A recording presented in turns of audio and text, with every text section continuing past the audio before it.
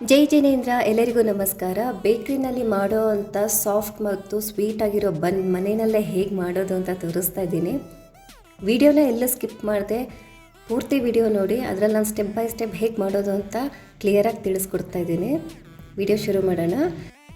ಗೋಧಿ ಹಿಟ್ಟು 2 ಕಪ್ಪು, 3 table spoon sugar powder, ಚಿಟಿಕೆ ಉಪ್ಪು, 1 ಟೀ ಸ್ಪೂನ್ ಬೇಕಿಂಗ್ ಪೌಡರು, ಅರ್ಧ ಟೀ ಸ್ಪೂನ್ ಸೋಡಾ, 4 ಟೇಬಲ್ ಸ್ಪೂನಷ್ಟು ಮಿಲ್ಕ್ ಪೌಡರು ಹಾಕ್ಕೊಂಡು ಚೆನ್ನಾಗಿ ಮಿಕ್ಸ್ ಮಾಡ್ಕೋಬೇಕು. ಗಟ್ಟಿ ಮೊಸರು 3 ಸ್ಪೂನು, 2 ರಿಂದ 3 ಟೇಬಲ್ ಸ್ಪೂನಷ್ಟು ಎಣ್ಣೆ ಹಾಕ್ಕೊಂಡು ಚೆನ್ನಾಗಿ ಕಲಿಸ್ಕೋಬೇಕು. ಈಗ ಅರ್ಧ ಕಪ್ಪಷ್ಟು ಬೆಚ್ಚಗಿರೋ ಹಾಲು ತಗೋತಾ ಇದ್ದೀನಿ. ಹಾಲು ಸ್ವಲ್ಪ ಬೆಚ್ಚಗೆ ಇರಬೇಕು. ಇವಾಗ ಪ್ರೆಷರೇ ಹಾಕದೆ ಲೈಟಾಗಿ ಕಳಿಸ್ಕೋಬೇಕು.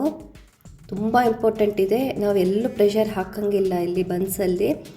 ತುಂಬ ಲೈಟಾಗೆ ನಾವು ಇದನ್ನು ನಾದ್ಕೋಬೇಕು. ಇವಾಗ ಸ್ವಲ್ಪ ಎಣ್ಣೆನ ಈ ಥರ ಫ್ಲ್ಯಾಟ್ ಸರ್ಫೇಸ್ ಮೇಲೆ ಸ್ಪ್ರೆಡ್ ಮಾಡಿಕೊಂಡು ಕೈಗೂ ಸ್ವಲ್ಪ ಎಣ್ಣೆ ಮಾಡಿಕೊಂಡು ಈಗ ಮಿಕ್ಸ್ ಮಾಡಿಟ್ಟಿರೋ ಹಿಟ್ಟನ್ನು ತಗೊಂಡು ಲೈಟಾಗಿ ನಾದ್ಕೋಬೇಕು. ಎಲ್ಲೂ ಪ್ರೆಷರ್ ಹಾಕಂಗಿಲ್ಲ. ತುಂಬ ಪ್ರೀತಿಯಿಂದ ಸಾಫ್ಟಾಗಿ ಹ್ಯಾಂಡಲ್ ಮಾಡೋದಿರುತ್ತೆ. 5 ರಿಂದ 7 ನಿಮಿಷದ ತನಕ ಚೆನ್ನಾಗಿ ನಾದ್ಕೊಳ್ಳಿ.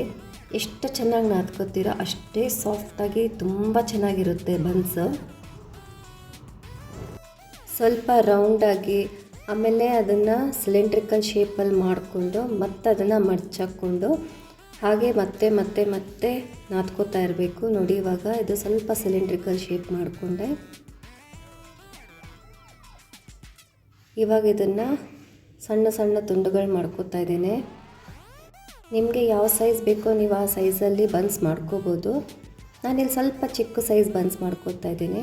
ನೋಡಿ, ಈ ರೀತಿ 2 ಎಡ್ಜಸ್ನ ಸ್ವಲ್ಪ ಸೇರಿಸ್ಕೊಂಡು ಸೈಡಿಂದ ಎಲ್ಲನೂ ಈ ರೀತಿ ಎಲ್ಲ ಸೇರಿಸ್ಕೊಂಡು ಪ್ರೆಷರ್ ಹಾಕದೆ ಲೈಟಾಗಿ ರೋಲ್ ಮಾಡ್ಕೋಬೇಕು.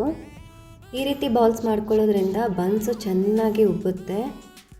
ಈಗ ನೋಡಿ, ನಾನು ಜಾಯಿನ್ ಮಾಡಿರೋದು ಜಾಯಿಂಟ್ಸು ಮತ್ತು ಕ್ರ್ಯಾಕ್ಸು ಎಲ್ಲೂ ಕಾಣ್ತಾ ಇಲ್ಲ. ಇದೇ ರೀತಿ ಎಲ್ಲನೂ ಮಾಡ್ಕೋತಾ ಇದ್ದೀನಿ. ಇವಾಗ ಇನ್ನೊಂದು ತೋರಿಸ್ತಾ ಇದ್ದೀನಿ ನೋಡಿ ಹೇಗೆ ಮಾಡೋದು ಅಂತ. 2 ಸೈಡ್ಸ್ನ ಜಾಯಿನ್ ಮಾಡಿಕೊಂಡು ಹೀಗೂ ಮಾಡ್ಕೋಬೋದು. ನೋಡಿ, ಈ ರೀತಿ ಮಾಡಿಕೊಂಡು ಲೈಟಾಗಿ ಎಲ್ಲ ಬೈಂಡ್ ಮಾಡ್ಕೋಬೇಕು. ಎಲ್ಲಾದರೂ ಗ್ಯಾಪ್ ನಿಮಗೆ ಕಾಣ್ತಾ ಇದ್ದರೆ ಅದನ್ನು ಈ ರೀತಿ ಲೈಟಾಗಿ ಎಲ್ಲ ಬೈಂಡ್ ಮಾಡಿಕೊಂಡು ರೋಲ್ ಮಾಡ್ಕೊಳ್ಳಿ.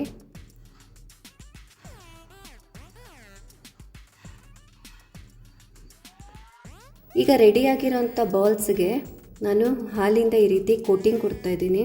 ಹೀಗೆ ಮಾಡೋದ್ರಿಂದ ಬನ್ಸ್ ಮೇಲೆ ಎಲ್ಲೂ ಕ್ರ್ಯಾಕ್ಸ್ ಬರೋದಿಲ್ಲ.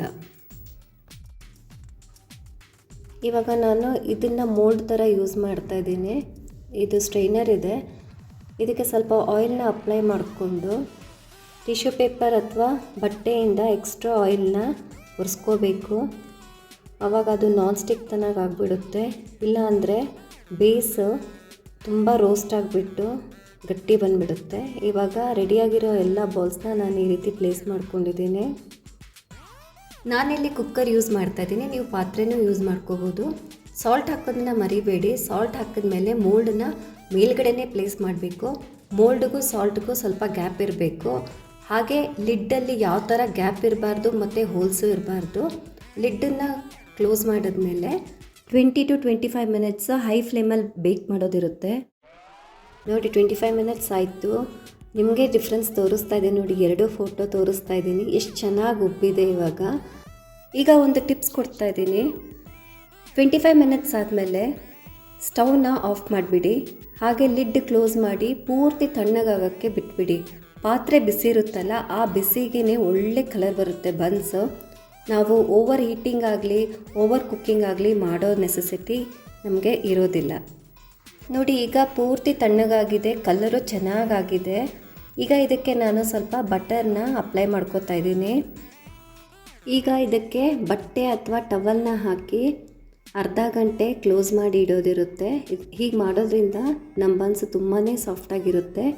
ನೋಡಿ, ಎಷ್ಟು ಚೆನ್ನಾಗಿರೋಂಥ ಸಾಫ್ಟಾಗಿರೋಂಥ ಬನ್ನು ರೆಡಿಯಾಗಿದೆ. ನೀವೊಮ್ಮೆ ಟ್ರೈ ಮಾಡಿ ಅಂತ ಹೇಳ್ತಾ ವಿಡಿಯೋನ ಇಲ್ಲಿಗೆ ಮುಗಿಸ್ತಾ ಇದ್ದೀನಿ. ಧನ್ಯವಾದ.